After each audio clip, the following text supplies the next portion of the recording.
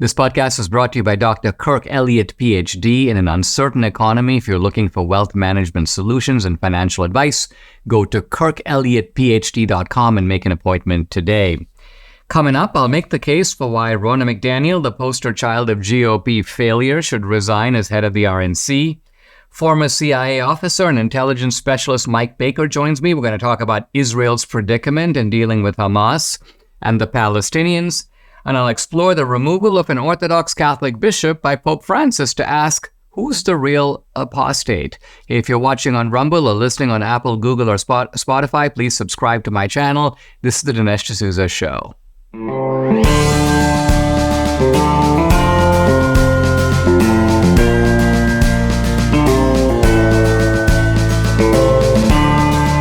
America needs this voice. The times are crazy. In a time of confusion, division, and lies, we need a brave voice of reason, understanding, and truth. This is the Dinesh D'Souza Podcast. The Republican Party, I gotta say, is kind of a worthless party. I say this not as my considered judgment. It's certainly not a long-term judgment on the Republican Party, but it is my feeling about the Republican Party right now. Why? Because it's so frustrating. These are the people who are standing against the police state. At least they should be. They are the only bulwark against the police state. They are in a position, they have power to be able to improve things, change things. Not necessarily maybe now to fix everything, but at least to put things on the road to being fixed. And yet they kind of won't do it. They won't get their act together. They have become not only content with failure, but in some ways almost proud of it. This is, by the way, not the Republican Party that came together in 1854 with a strong resolution to develop an effective anti-slavery campaign. This is not the party of Abraham Lincoln anymore. It's now the party of Ronna McDaniel. It's now the party of a lot of weaklings and invertebrates, and some people who have also just become far too contented feasting in the swamp. Now, I'll start with Ronna McDaniel because Ronna McDaniel has been a horrible head of the RNC, a complete disaster. You can tell just even listening to her that she's out of her league. She is, I remember thinking back to the Reagan years when we had political strategists running the RNC, and those guys were tough, they were smart, they were cosmopolitan, they were ruthless, but they had, they were city guys, but they had country roots. They understood coalitions. They were pragmatic, and what a pathetic fall from those guys to Ronna McDaniel. Most recently, in the Virginia election, the head of the Virginia GOP, this is a guy named Larry O'Connor. This is a guy named Rich Anderson, chairman of the RPV, the Republican Party of Virginia. He went to Ronna McDaniel. He said, it's a very close election in a really important state. The Virginia GOP is holding on by a thread to the lead in the House of Delegates. They're in striking distance of taking the Senate. He goes, we need $1 million. I mean, a pittance. And Ronna McDaniel goes, no, I'm not doing it. The RNC basically provided no support. Now, later, after the humiliating losses in Virginia, Ronna McDaniel is saying, well, there was a state PAC. She's implying that Youngkin had his own PAC. And by the way, we're talking about Glenn Youngkin, who defeated the odds to beat Terry McAuliffe. And this is a guy who has actually taken Virginia, which had been trending blue, and sort of pulled it back to the center. He's the guy who has helped give Virginia a chance for Republicans to win. And Ronna McDaniel is blaming this guy when it's not completely, but largely, let's say, her fault. So this is a complete disgrace. Anyone with Ronna McDaniel's catastrophic record, 2020, 2022, now 2023, failure upon failure upon failure. I mean, failure is basically her defining characteristic, would step down.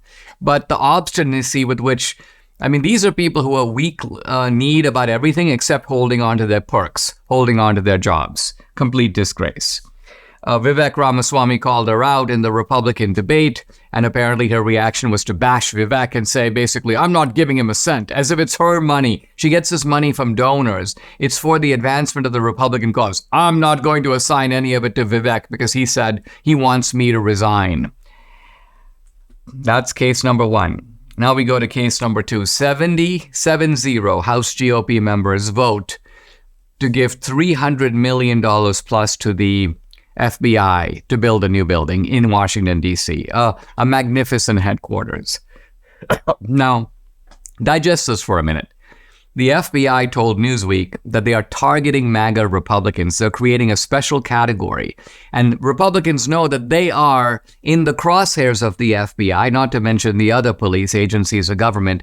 Why would you want to bankroll the very people who are criminally targeting you? I mean, what kind of insane behavior is this? How can someone with an R at the end of his name vote for this? So this is the sort of sputtering frustration I feel when I read this kind of stuff. I say to myself, we have a serious problem inside our own party, and this, of course, is disabling us from being able to block the police state. No wonder the police state is advancing so rapidly. The opposition against it is so divided, so confused, and so weak. And here's my example number 3. Marjorie Taylor Greene introduces a resolution to impeach Mayorkas. Now, Marjorie Taylor Greene may be a controversial figure. There may be some Republicans who don't really like her style, but you would think that this is one thing we can all agree on. The border is wide open. Mayorkas, every time he comes to testify, essentially lie upon lie comes out of his mouth. The border is secure. This guy is a complete unmitigated disgrace. And I saw from Rasmussen today, surveys show that overwhelming majorities of Republicans, substantial majorities of independents, and even a pretty clear majority of Democrats agree that the border needs to be secure. So if there's one thing you think Republicans could do, it's impeach Mayorkas. But no, 8 Republicans vote against it, and because the Republican majority in the House is razor thin, it fails. It now goes to committee. 1 or 2 Republicans, of course, in a very classic Republican idiot style, are like, well, we should impeach Mayorkas, but this is not the right way to go about it. So the way that is actually being proposed, that is going forward, is to be set aside in favor of some other hypothetical way that has no immediate prospect of being realized. This, alas, is the Republican Party. We don't really have anything else. So how frustrating it is that this is what we got. Recently, the G20 group announced it welcomed discussion of the effects of implementing central bank digital currencies in their countries. Now, these digital currencies could allow the government to track every purchase you make. They could allow officials to prohibit you from purchasing certain products or freeze or seize part or all of your money. In essence, they give the government full control over your finances. Not good. Concerned Americans are diversifying their assets into physical gold with the help of Birch Gold Group. If you want a physical asset held in a tax-sheltered retirement account, you should call Birch Gold. Debbie and I customers, we buy our gold through Birch Gold. But find out for yourself. Text Dinesh to 989898. They'll send you a free information kit on gold. Here's the easiest way to become a Birch Gold customer. If you have an IRA or a 401k from a previous employer, Birch Gold can help you convert it into an IRA in gold, and you don't pay a penny out of pocket. Text Dinesh to 989898. Claim your free information kit on gold and call Birch Gold, because if digital currency becomes a reality, it'll be nice to have some gold to fall back on. Guys, I'm really happy to welcome to the podcast Mike Baker. He's a former CIA covert operations officer, current CEO of Portman Square Group, which is a global intelligence firm. He's also the host of Black Files Declassified on Discovery Plus and the Science Channel, and host of the podcast, The President's Daily Brief. Mike, welcome to the podcast. Great to have you. Let me start by asking you about this war going on with Hamas in Israel. It seems to me in some ways kind of a unique operation, because when we normally think of terrorists, we don't think of them as in possession of any kind of territory. We think of this as a kind of a network of cells or a network of operatives. They don't rule anything. They don't have land. They don't govern any territory. But it seems like in the peculiar case of Hamas, they have territory. They're basically the ruling authority in Gaza. And so Israel, I think, is dealing with kind of a unique situation, a terrorist operation, but one that nevertheless is a ruling authority for a whole bunch of Palestinians. Right. It is. You really spelled that out very well, because your typical terrorist operation is you identify the target. You create the operational game plan, essentially, for that target. You move in, you move out. I mean, it's really relatively straightforward. We'd have to go back to ISIS, when ISIS was holding territory, to see something somewhat similar. But the problem here is Hamas has been viewed since early 2006, when they kicked out the Palestinian Authority by force. And then you ended up with this split. Right, so the West Bank governed by the Palestinian Authority, Gaza governed obviously by Hamas, and the IDF, the Israeli Defense Force, is facing a very difficult, very unique situation here. But they have a strategy, they have a game plan, and they've been implementing that despite all the international pressure that started remarkably soon after that horrific, murderous onslaught by Hamas in southern Israel on 7 October. Explain the difference between the Palestinian Authority and Hamas. I mean, I assume that the Palestinians in the West Bank and Gaza are pretty much the same types of people. I'm also assuming that we're dealing in both cases with Sunni Islam. This is not a case of a Sunni Shia split. Is it simply a case of sort of two gangs, and Hamas is one gang and the Palestinian Authority is another gang? Is Hamas a more radical gang than the Palestinian Authority? Well, in Hamas's charter, it says that, part of their objective, their principle, written very clearly, as it is for Iran's perspective, is the destruction of Israel, the removal of the Jewish state, the killing of Jews. I mean, it's in their doctrine, it's in their charter. They couldn't be more clear. And sometimes we fail to take people at their word. With Hamas, we should pay attention to what they say over the years, because they mean it.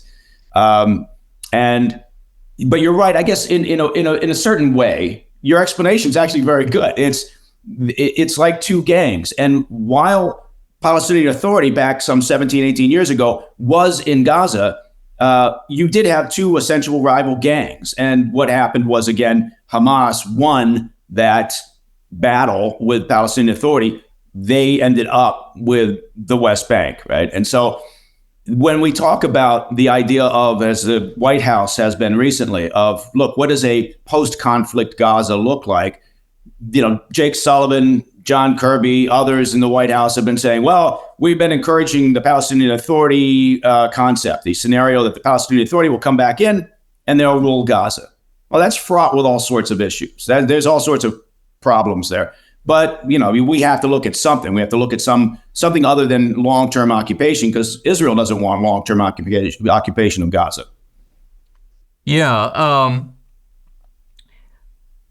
Hamas is the ruling power in Gaza. They held an election, I guess, a decade or more ago. They haven't had elections since. What is the relationship between Hamas and the Palestinians in Gaza? From what I read, Hamas is very clever at being a social service provider. They enmesh themselves with the people. Many times families are dependent on them.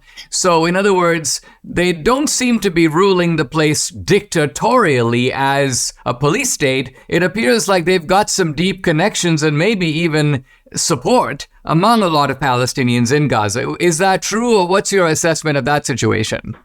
They do have some support, certainly, because you're talking about they have a large number of fighters, of militants who align themselves with Hamas. And I mean, depending on the numbers that shake out at any given time up until this conflict kicked off, you could say there were perhaps 30,000 or so Hamas fighters. So certainly, you've got a circle around those individuals who also feel allegiance to Hamas. But essentially, they've ruled ever since 2006 or so. They've ruled Gaza as an overlord, right? They rule by power. They have the weapons. They control the flow of resources to the people of Gaza. All you have to do is look at the Gaza Strip and say, okay, what improvements has Hamas made since they've been governing? And the answer is almost none, except for the Hamas leadership. The Hamas leadership is enriched themselves. Many of them live very comfortably overseas. They have a great deal of wealth, and that wealth is stolen. All that money that is now sitting in the bank accounts of Hamas leadership was supposedly intended for the benefit of the Palestinian people. So the idea that Hamas has been some sort of benevolent, government worried about improving the lives of the Palestinians is nonsense. And they've essentially used the Palestinian plight, as, to be fair, have the others in the Arab world, to their benefit. And that's why oftentimes people would say, well, how could they not have improved their conditions over all these years? And in part, it's because it suits the needs of Iran and others to be able to constantly point to the plight of the Palestinians, because their ultimate objective is to remove the Jewish state. If you have peace, if you have a prosperous developing situation with the Palestinians, if you have peace and prospering relationships between the Saudis and Israel, that doesn't serve Iran's purpose, because that implies that Israel has a right to exist.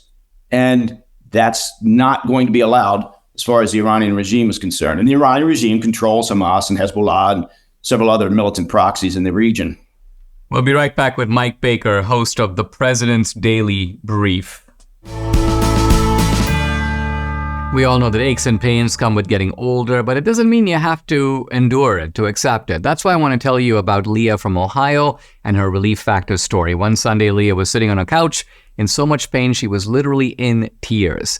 That's when she decided to try Relief Factor, and in just 8 days, she found relief. She continued, in her own words, to get, quote, better and better. She says, I am truly amazed at this product. We know from personal experience it works. Debbie can now do planks and push-ups, which for many years she wasn't able to do. So if you're living with aches and pains, see how Relief Factor, a daily drug-free supplement, could help you feel and live better every day. To get started, try this. It's the Relief Factor 3-week Quick Start Kit. It's only $19.95 and comes with a feel better or your money back guarantee. Visit relieffactor.com or call 1-800-4RELIEF. Again, it's 800-4RELIEF, or go to relieffactor.com. You'll feel the difference. I'm back with former CIA covert operations officer, current CEO of Portman Square Group, host of the President's Daily Brief podcast, Mike Baker. Mike, what do you think do you think that the motivation behind the Hamas attacks was to thwart any further advancement in the Abrahamic Accords? In other words, to throw a wrecking ball into the possibility of Israel making deals with other Arab countries, because once you got the war going, it's basically the Jews against the Muslims, at least in broad stereotype. Muslim countries immediately have to back off, and they're like, we can't really be siding with Israel in this situation. Do you think, some people say terrorism does not have a purpose. People are just maniacs. They just like killing people. It's a death cult, etc. But presumably there is some strategic rationale behind it. Do you think this is what it is? I do. I think that was a great part of the thinking, but I think that, it took them a while to develop this operation. So there were other aspects of this, one of them being that they just, frankly, Hamas and their overlords, the Iranian regime, they want the end of Israel. So that's sitting there at 30,000 feet.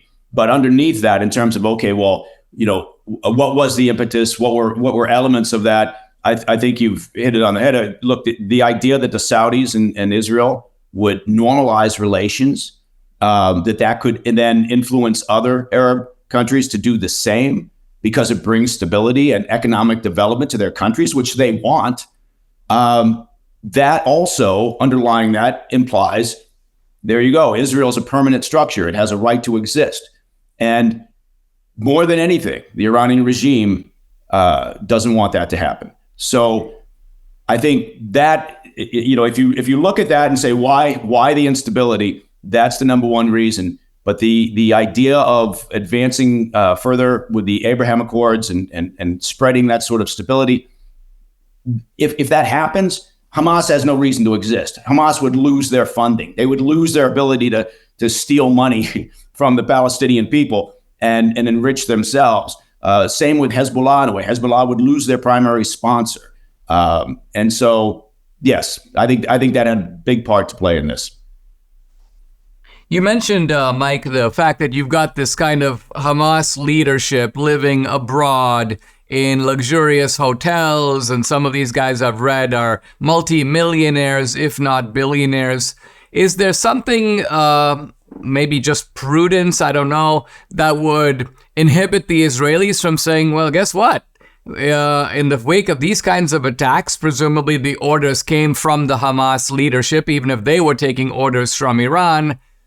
Why don't we consider these people combatants and take them out? Is there something is it that Israel's like, we can't go do this in Switzerland, we can't go do this in a Western country because of the optics? Or why wouldn't you want to target these guys and make them pay a price?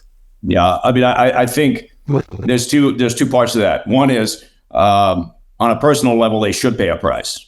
The other is not so much the optic, but the reality of what that could then produce, right? So if you start taking out the political leadership of Hamas that is living comfortably in Doha, and then that has the potential for that puts Qatar in a very difficult position, could harden views towards Israel from some Arab countries that look down the road and say, you know what, maybe not right now during this conflict, but at some point down the road, we need to have better relations. It's good for the region to have better relations. So I think Israel looks at it as a longer term play regarding that part of this problem, the political leadership in particular.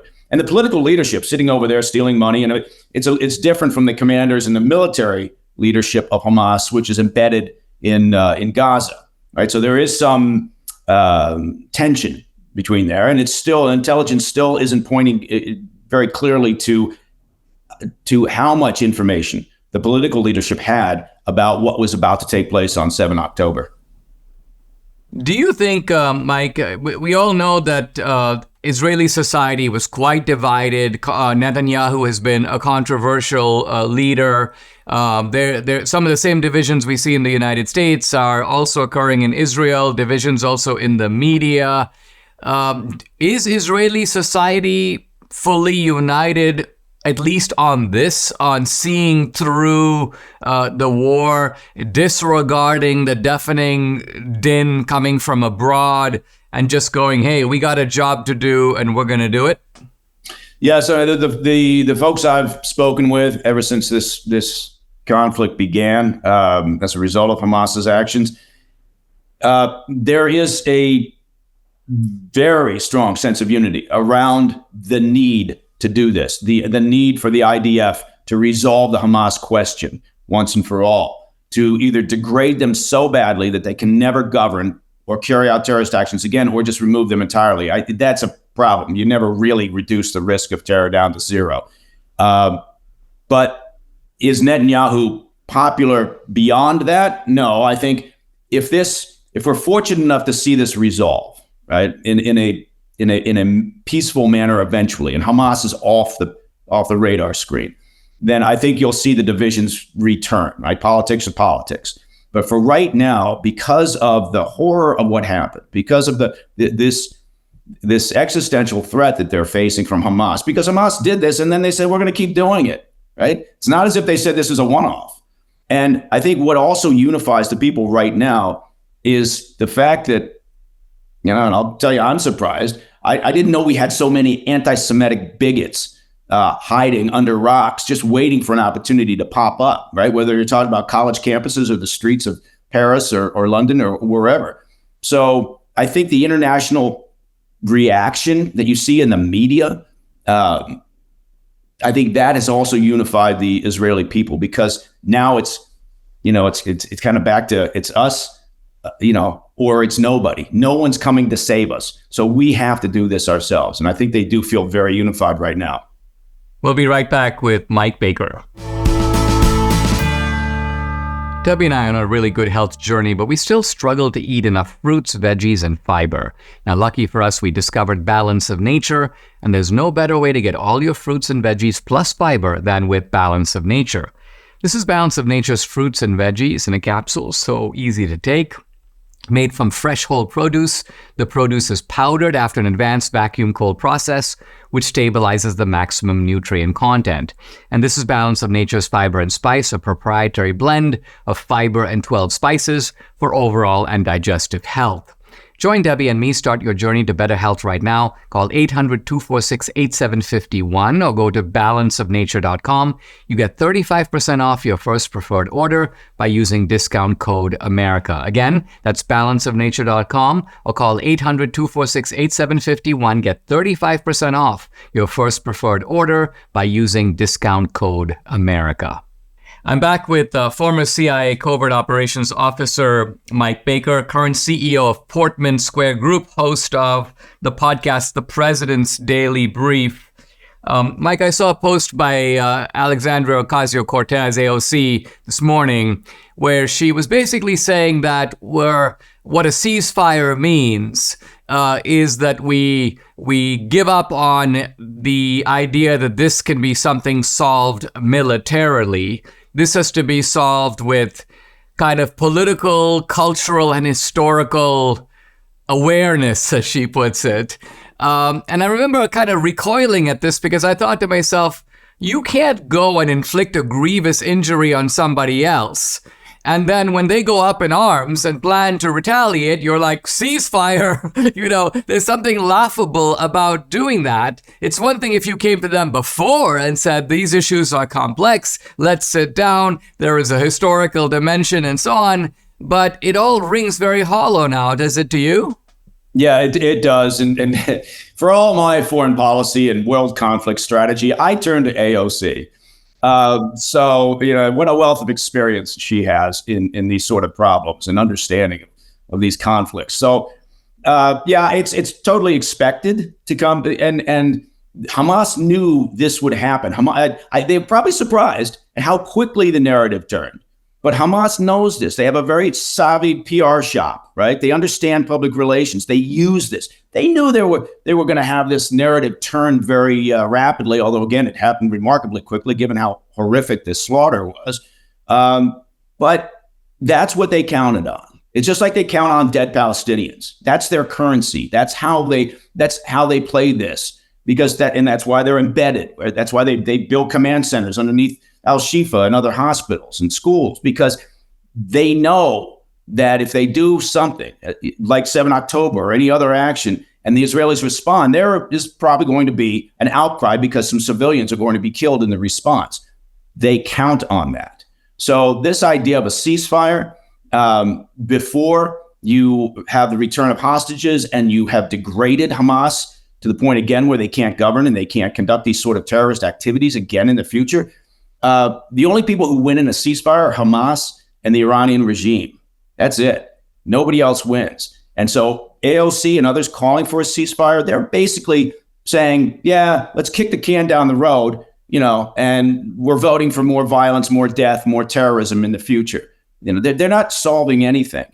And so I think this is a moment in time where the White House has to understand its limitations in trying to impose strategy on Israel because of U.S. domestic policy. And, by that, I mean the White House is staring at dwindling poll numbers, from Arab American community and from youth voters who are out there acting as useful idiots on college campuses for the Hamas narrative. And they see that. And so as part of this pressure from the White House, even not just AOC, but others, but part of the pressure from the White House, I believe, is based on U.S. domestic policy. And that's a very dangerous thing when you're talking about terrorism. I mean, I was about to go right there and ask you that, because it seems at some level that everybody here does kind of know what they're doing, except the United States. The Iranians know exactly what they're doing. in a way, Hamas knows what it's doing. As you say, they're strategic. They can count on the reaction. They anticipate it. They're ready for it. The Israelis are unified. They know what they're doing. They've got a mission in front of them. But now you've got the United States. Then this goes back to Obama. There was the Iran deal. Then there was the unfreezing of the $6 billion. There's evidently some talk now about more money for Iran. And my question is this just a bungling on the part of the U.S. government? Is it, as you say, entirely a response to domestic issues, or is something else afoot?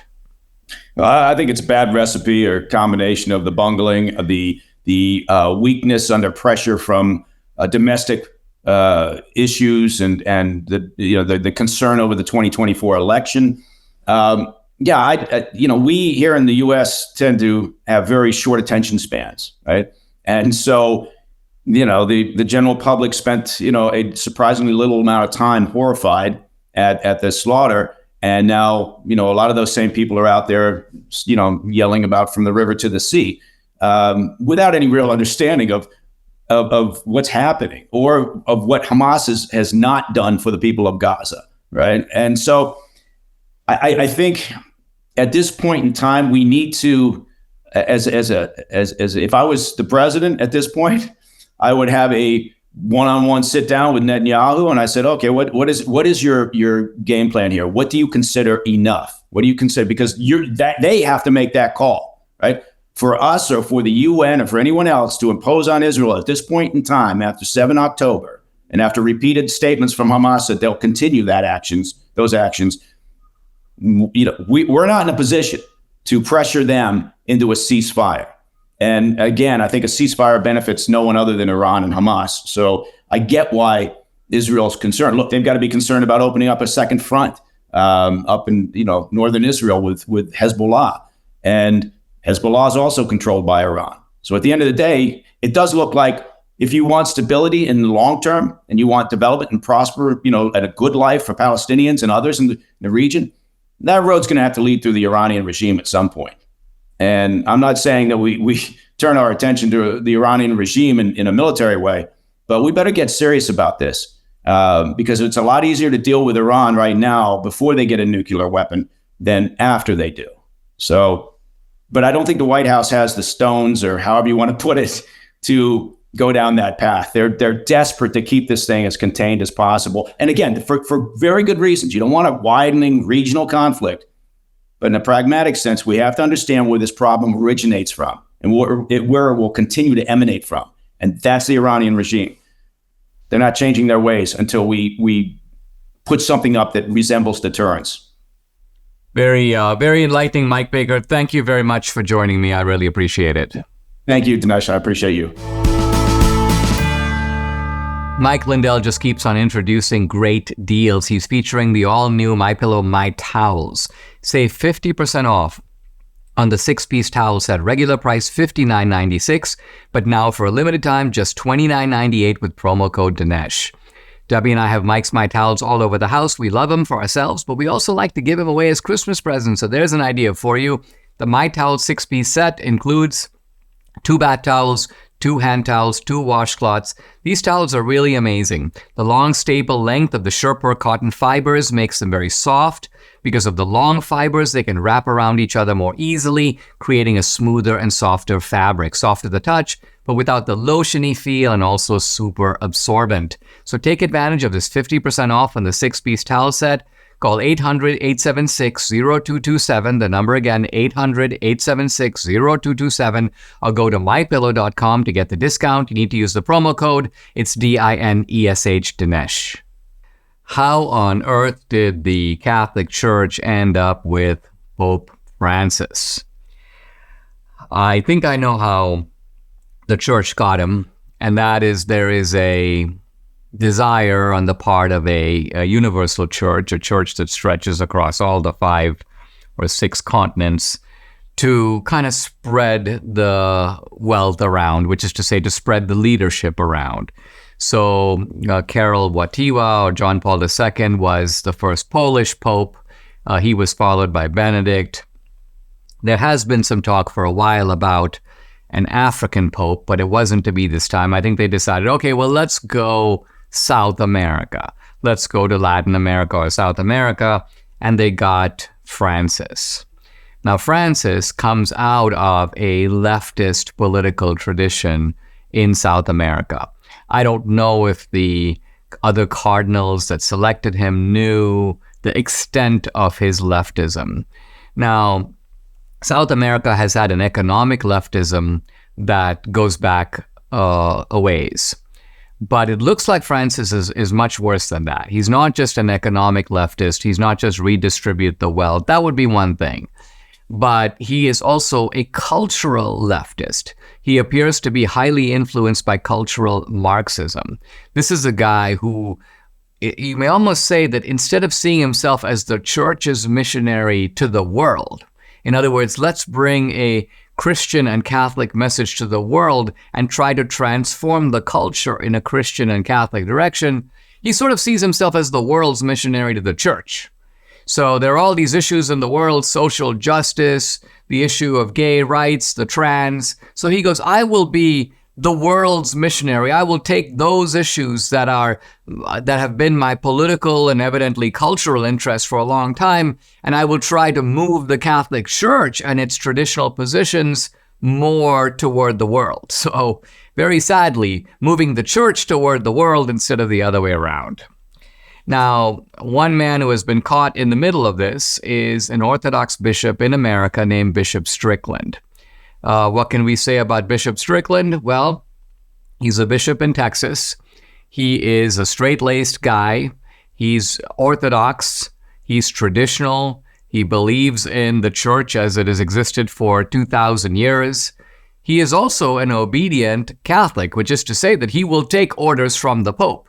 But he has not hesitated previously to criticize the Pope, because I think he realizes that this Pope is kind of a radical. This Pope is, in some ways, undermining. Now, the Pope is not directly going against any of the Catholic teachings per se. I haven't heard the Pope say abortion is a good thing, for example. He's not going to do that. The Pope, in that sense, remains Catholic. He's not going to repudiate the just war. He's not going to repudiate the idea of the sort of special status of Mary, just whatever the ensemble of Catholic beliefs. So the Pope is by and large staying within those, but the political and cultural upheaval that he's creating, in that he's creating a sort of zone of not only acceptance, but almost enthusiasm for all kinds of sexually perverted behavior, that the Pope seems to think is, well, we got to approach it with sympathy. I don't necessarily agree with it, but you can tell he's trying to open the doors, an open border policy, so to speak, toward all that.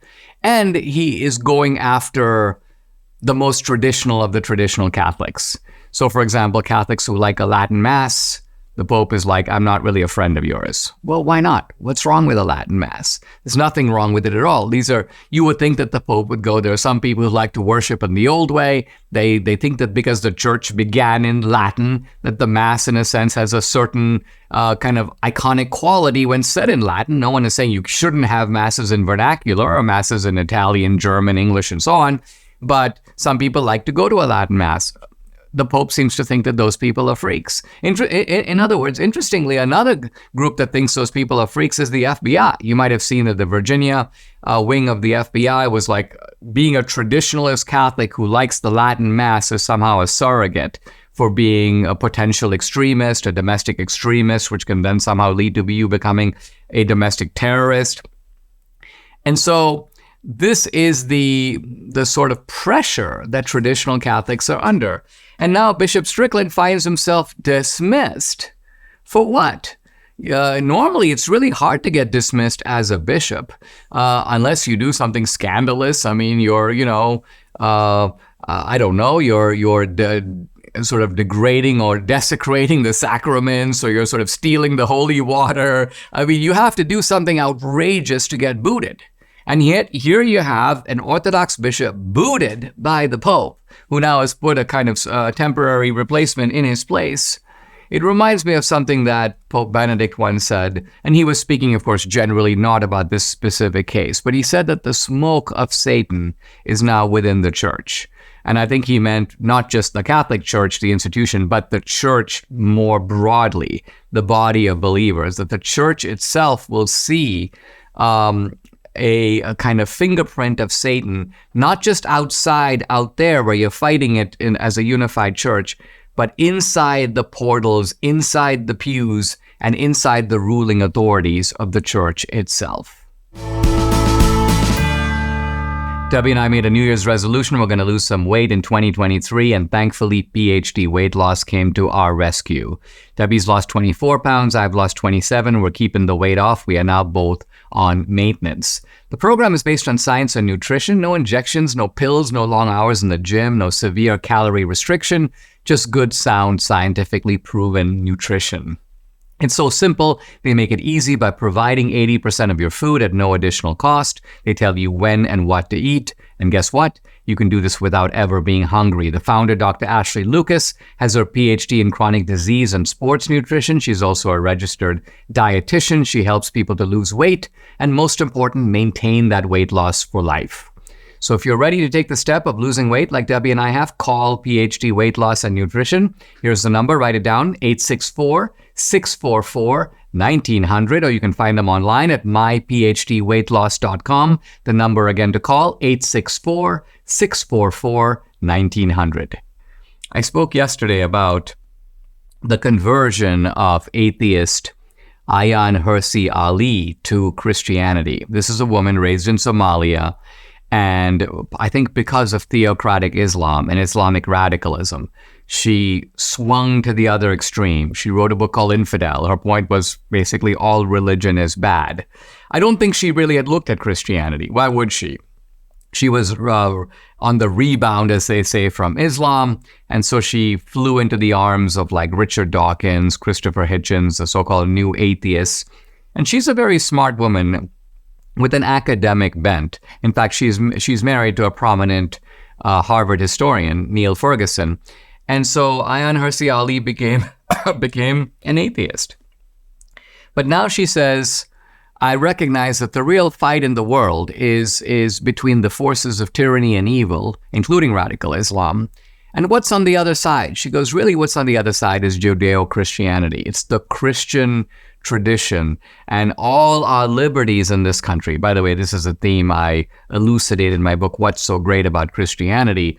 Even many values we consider secular, even rights and civil liberties that we think of in secular terms, have their roots, are built on a Christian foundation, on a Christian rock, you might say. And Ayaan Hirsi Ali knows this now, and she's like, well, if that's the case, then I want to be fighting on the side of Western civilization, for Western values, for freedom of speech, for the equal dignity of all human beings. I need to embrace the Christianity that gave us all that. So that's her first argument. And her second argument is, we come into the world alone. We leave alone. There's a kind of spiritual loneliness that we experience that nothing else can satisfy except some concept of the transcendent. And so her second reason is to embrace Christianity, not just for society, not just for the culture war, but because it's something that provides spiritual solace. Now, interestingly, some of Ayaan Hirsi Ali's, I wouldn't say former friends, because they haven't disowned her or anything. One of them, Colin Wright, the evolutionary biologist, I had him on the podcast, a few weeks ago. And he's one of the sort of atheists in league with Dawkins and so on. And he goes, this is disappointing. Her conversion had nothing to do with coming to the realization that Christianity is true, only that she believes it is useful. No, I don't think that's right, because first of all, if you don't think that something is true, it ceases to be useful. In other words, the utility of a belief depends upon the prior recognition that it's true. After all, say take anybody who has confidence in anything. Let's say, for example, I have a lot of confidence in my dad because my dad is going to come to my rescue. But I happen to know that my dad died 5 years ago. He can't come to my rescue. He's not even around anymore. So how can this belief be useful to me when I know that the underlying basis of it is untrue? It can't be. I have to honestly believe that my dad is here. He's going to hear about this. He's going to come fix the problem. And so I'm just giving a general analogy, but I think you see where I'm going. I don't think it makes sense to say that she is defending merely the utility of Christianity. Here, I'm looking at the comments now in response to the article. Here's someone who says, basically, that in embracing Christianity, she's embracing this horrific concept of punishment in the afterlife and hell. And this guy writes, let's not forget Dante's Divine Comedy and his sadistic inferno, all about the never-ending punishment of the sinful. Now, first of all, there is nothing sadistic about Dante's Inferno. I don't know if you were present when I did a pretty long exegesis, a kind of a mini course on Dante's Inferno. In Dante's Inferno, the punishment it's not just that it fits the offense, it is that Dante is actually giving sinners what they want. If sinners want to be out of control, then Dante's hell is that they are out of control. They are being buffeted from side to side. They do not have control over themselves. If sinners are completely selfish and want to be by themselves and consider everybody else to be a kind of blot on the landscape, Dante gives you isolation. If you're envious and you always wanted to get some other guy and scratch him and bite him and eat his head, then in hell, that's what you're doing. You're grabbing the guy, you're biting his head. And so the profundity of Dante's Inferno is not the invention of elaborate punishments, but giving the sinner exactly what the sinner wants. And then Steve Murray, also commenting at Ayaan Hirsi Ali's article, raises a question, can one accept and live by Christian values without believing in God? And I think my answer to that question is, yes, you can, but only as long as you don't interrogate where those values are coming from. So in other words, is it possible to be kind without embracing Christianity? Yes. But compassion, by the way, not just for your own child, your own friend, your own neighbor, but compassion, let's say, for someone you don't even know. This concept of universal compassion, universal brotherhood, this is a Christian idea. So you may not know where it comes from. You might subscribe to it because you're a product of a Christian culture, a Christian education. You've learned it from other people or from books that are influenced by Christianity. So yeah, can you be virtuous? Can you be a good person? Can you have Christian values without embracing a Christian foundation? Yes, you can. But the moment you begin to investigate those values, what are they? How did we get them? Are they truly universal? Does everybody have them? Why is it that these values not only are unique to Western civilization, but came into Western civilization concomitantly with Christianity? In other words, they weren't there in pre-Christian Greece and Rome. They came in with Christianity. They've been here ever since. And by the way, as our society moves away from Christianity, these very same values become more faded, more indistinct, and maybe there is a time when they will disappear altogether.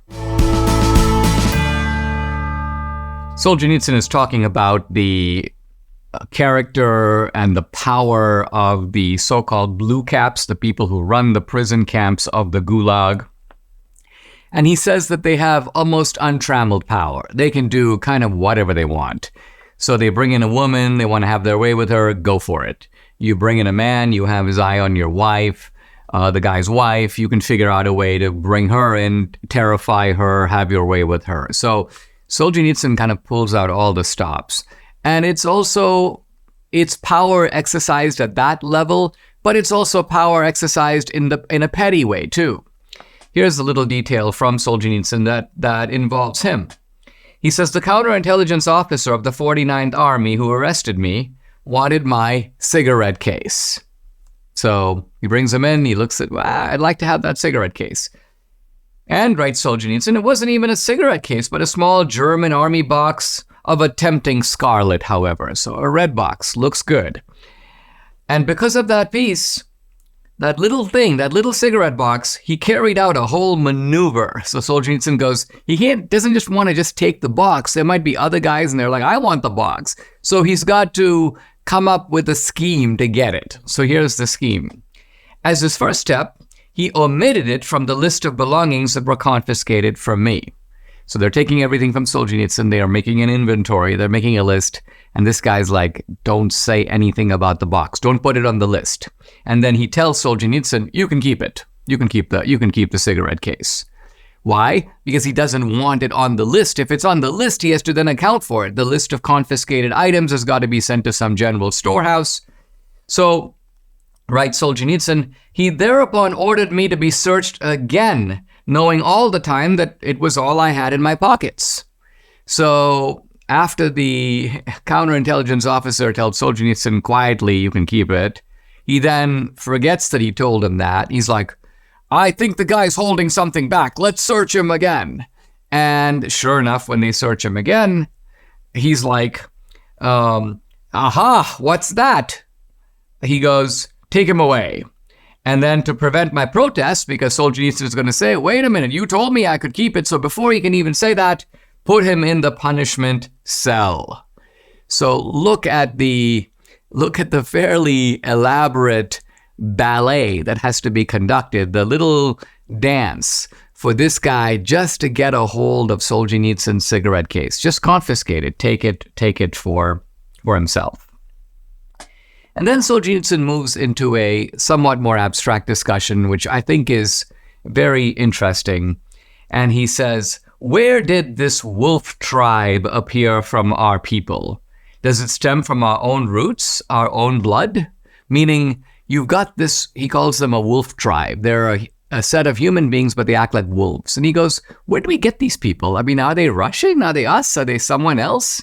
And then he goes, it is our own. Meaning, no, it's not some foreign evil. These are our guys. These are fellow Russians. And he goes on to say, and just so we don't go around flaunting too proudly the white mantle of the just, let everyone ask himself, if my life had turned out differently, might I myself not have become just such an executioner? Right away, as Solzhenitsyn is about to say, these people are wolves, they're evil. And he knows that the reaction of people, fellow Russians, remember this, the Gulag Archipelago is written for fellow Russians. It's also written for people in the West, but we're not its primary audience. So Solzhenitsyn knows there are going to be Russians who go, well, I'm one of the good guys. And he goes, but before you say that, he wants to warn you. And he goes, well, what would it take for you to exchange places with that guy? What would it take for you to be that guy? He goes, it is a dreadful question if one really answers it honestly. He goes on to say, I remember my third year at the university in the fall of 1938. We young men of the Komsomol is like the young communists, and Solzhenitsyn is a member. He says, we were called before the district Komsomol committee, and he goes, they basically said, you've had enough physics, mathematics, and chemistry. It's more important for your country that you join basically the intelligence school. In other words, you join the school of the police. You become a blue cap. You move into the administration of the police state.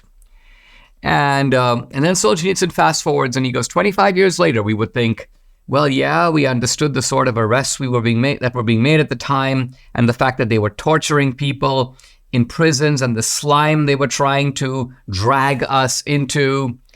And then he goes on to say, and there was something in us that said, don't join these people. You don't want to be part of them. You might do better there. You might have more power, but you don't want to be part of this enterprise. He goes on to say here, he describes it this way. He says, your own head can be heard saying, you must, because there's opportunity there. But inside your breast, there is a sense of revulsion and repudiation. I don't want to. It makes me feel sick. Do what you want without me. I want no part of it. So Solzhenitsyn accurately reports that he did not join the police, and neither did others. And they recognized that something really bad was going on. So there is a better side of human nature that goes, I don't really want to be part of it. I may not be the solution, but I don't want to be the problem. But then, says Solzhenitsyn, Still, some of us were recruited at that time. And I think if they had really put the pressure on, they could have broken everybody's resistance. And so he goes, yeah, we said no, but had they really pressured us, they would have gotten us. And me too, meaning and Solzhenitsyn as well. I too could have ended up a blue cap. So what we're going into, and we'll pick this up next time, a very, I think, sobering and profound reflection on human nature and on the fact that there is no clear line between the good people and the bad people. Solzhenitsyn is recognizing that there is, in a sense, a little tyrant in every one of us. And to defeat tyranny, you must defeat tyranny not only out there, but also tyranny within yourself. Subscribe to the Dinesh D'Souza podcast on Apple, Google, and Spotify, or watch on Rumble, YouTube, and SalemNow.com.